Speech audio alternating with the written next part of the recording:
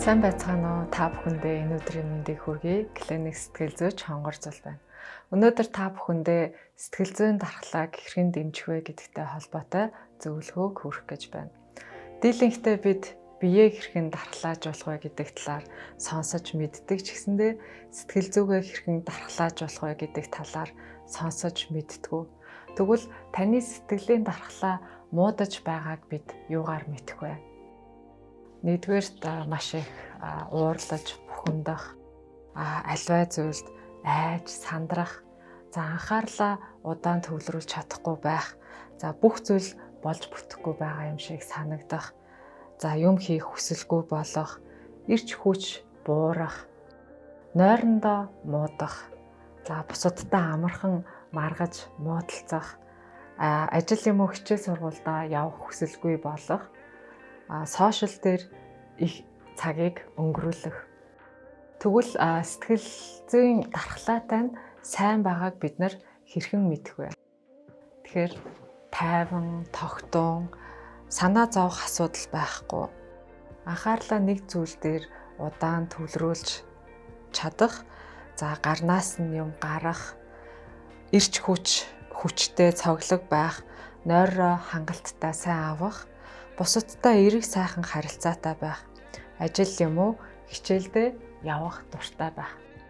За тэгвэл сэтгэл зүгээ бид нар хэрхэн дархлаажуулах вэ? За нэгдүгээрт сэтгэл санааны хувьд та өөрт төрж байгаа сэтгэл мэдрэмжээ анзааран сэтгэлээ чагнах. Тухайлах юм бол би гунигтай байна уу? Ямар нэгэн зүйлд санаа зовниж байна уу? Эсвэл гутарч байна уу? Өөрт төрж байгаа мэдрэмжээ үгээр илэрхийлэн хэн нэгэн хүнд хуваалцах юм уу? Дэвтэр дээр тэмдэглэн бичих.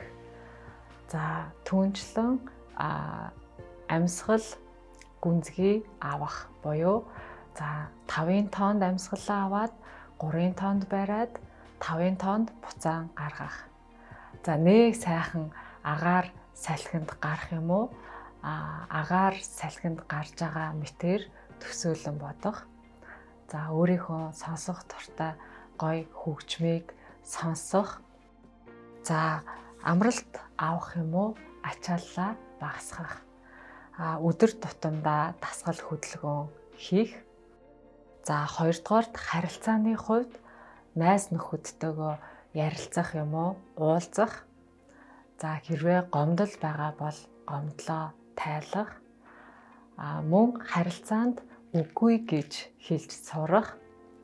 За мөн харилцаан дээр хил хязгаар тогтоох буюу за бусдаас хит их одоо хамааралтай байх юм уу? Хит хамааралгүй байх нь хоёулаа тийм сайн зүйл биш байдаг. За дараа нь болохоор энэ одоо яг миний асуудал уу эсвэл нөгөө хүний асуудал уу гэдгийг ялгаж салгаж сурах.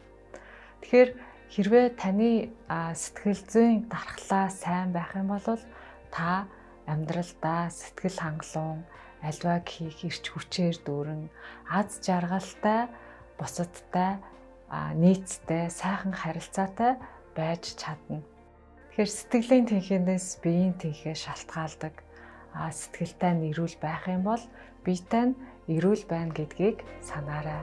Анхаарал хандуулсанд баярлалаа.